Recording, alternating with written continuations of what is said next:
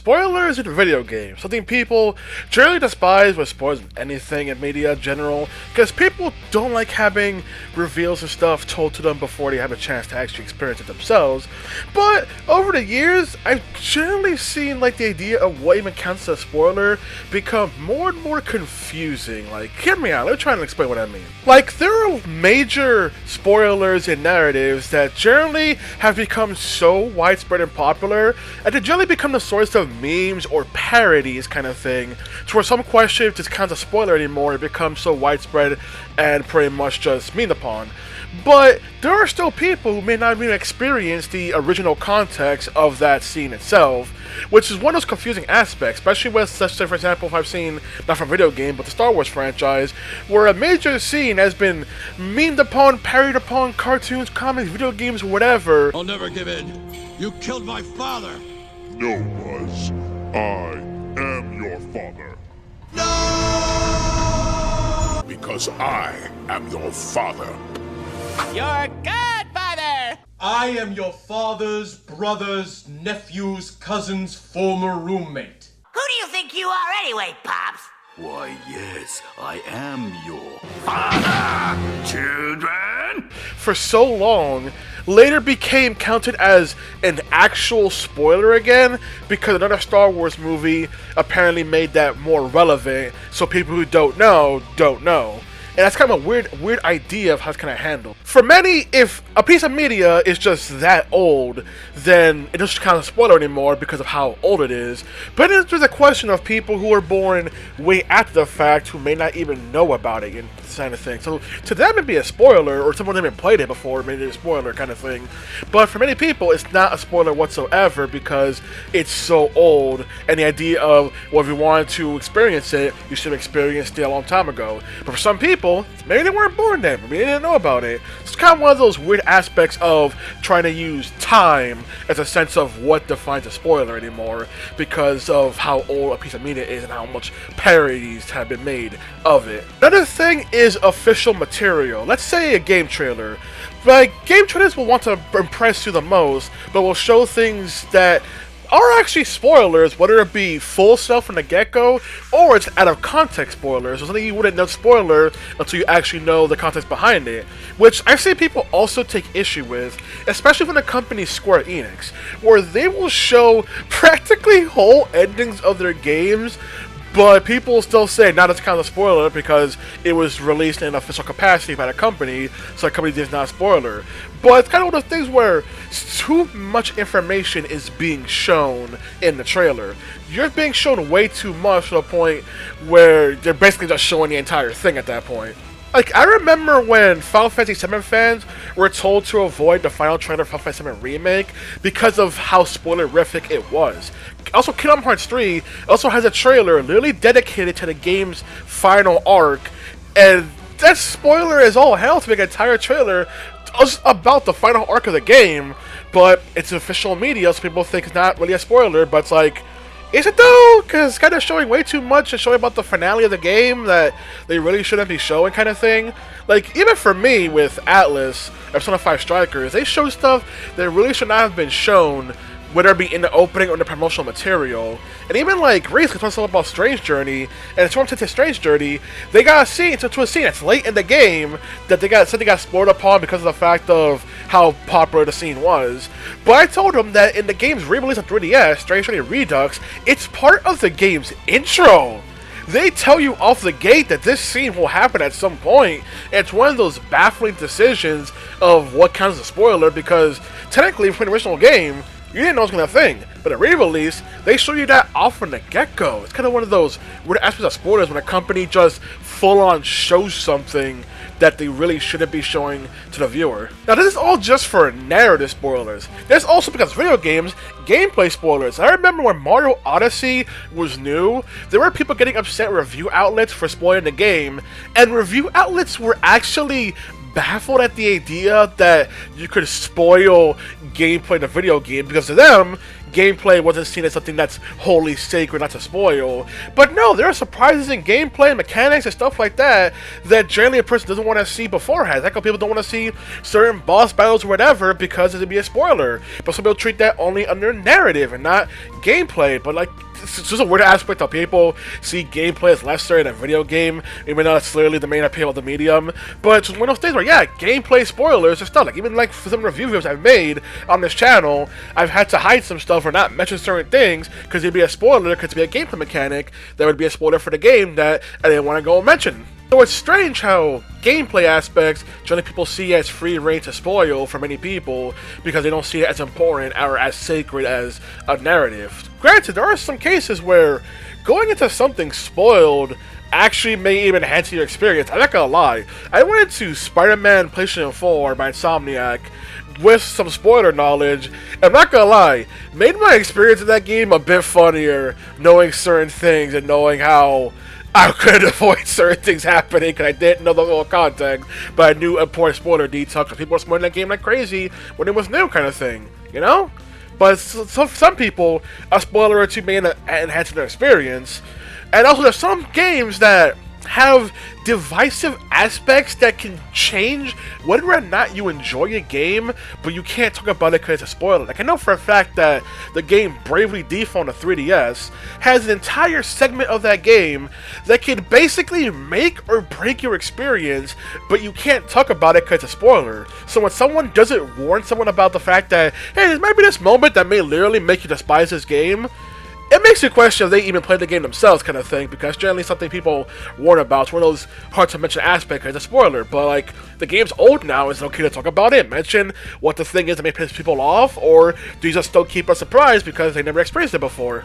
Then you have the promotional material that lie to the viewer. The ones that will alter gameplay experience just so they can keep the surprise of the game intact. Which I remember people got really heated about when it came to specifically The Last of Us Part 2. But I never see people get heated about that for other things, like the other ones with use advertising, and how that one blatantly lies to people.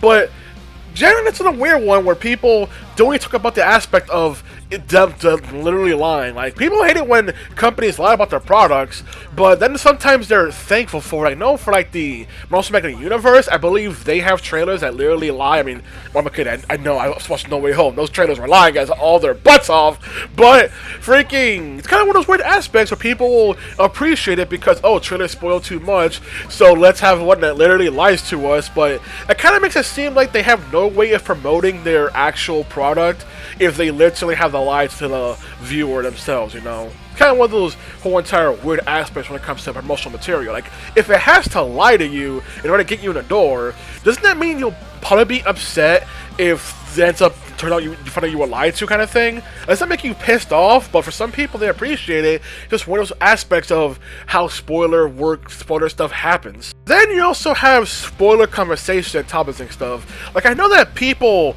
were playing Persona 5 Royal, and they would Google certain information only to find spoiler information because of how the game's narrative is structured, and they would get pissed off. Or people, let's say social media, Twitter, people get mad about, why y'all talking about spoilers here? Well, one, it's Twitter, they talk about what the fuck they want, and two, freaking, you can't control what people can talk about. It's like how for my videos, I put a spoiler warning, but I always say it is a courtesy. Nothing is forcing me to give a spoiler warning. I can spoil whatever the hell I want if I felt like it, because that's not responsibility to take your fact that you don't know about it into account. That's just me being nice about it. That's why I always say spoiler warnings are a courtesy, not a mandate. That's something you're being nice about, but you don't have to. But also, telling someone that they can't talk about a certain topic is literally gonna pretty much stifle the discussion and stuff about the whole entire topic and talk about it. It's gonna pretty much make things more narrowed down because they talk about the actual aspects they want to mention.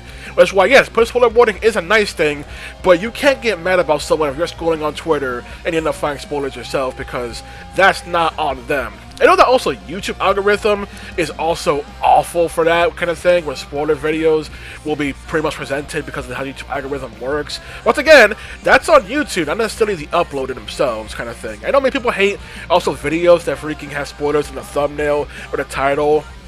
But one, they're doing that because of the YouTube game and the algorithm, so don't hate the player, hate the game. And two, there are people who say that kind of thing and then will do it themselves because they feel like, oh, a certain amount of time has passed, which basically goes back to the original topic of if does time dictate when something is no longer a spoiler kind of thing.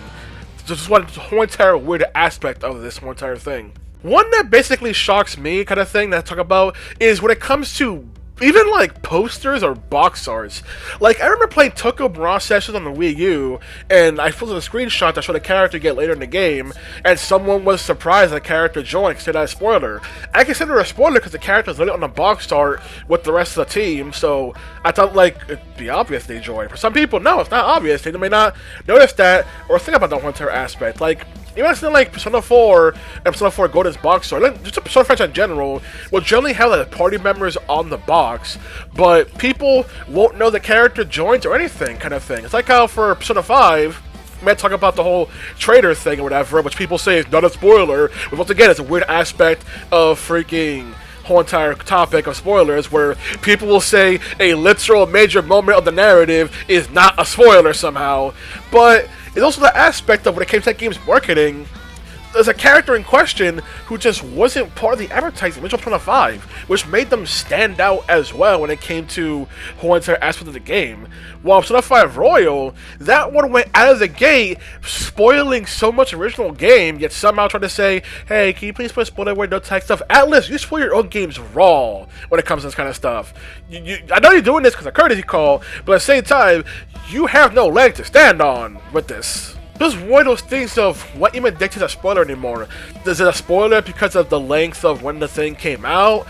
Is it a spoiler because of the contents being shown in the promotional material? Is it a spoiler because of the discussion being had by the fan base? Is it a spoiler because it's literally a thing presented to you right in front of your face?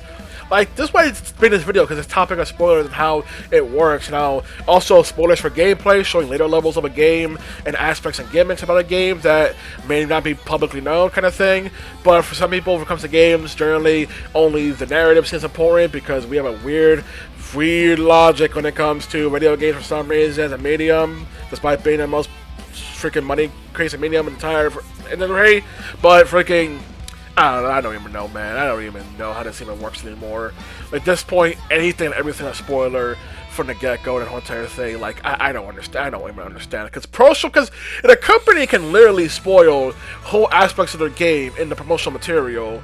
Like, what even is a spoiler anymore? I remember when Persona 3 Reload had its opening shown. It has added context spoilers. It's a if you know, you know. And yet people were pissed off about it, saying, why would they put blatant spoilers in its opening? It's like, it's only a spoiler if you know the context kind of thing. But for them, it's like, no, shut up. Atlas is ruined Persona 3. Atlas is the worst company ever kind of thing. So that whole entire aspect I just don't understand the whole entire thing. Also, when it comes to like games that are also like prequels and stuff, where some people may end up talking about more stuff than they need to talk about when it comes to a prequel narrative kind of thing, or people who hate it when a prequel and a narrative ends up mentioning stuff that doesn't happen until later in the franchise kind of thing.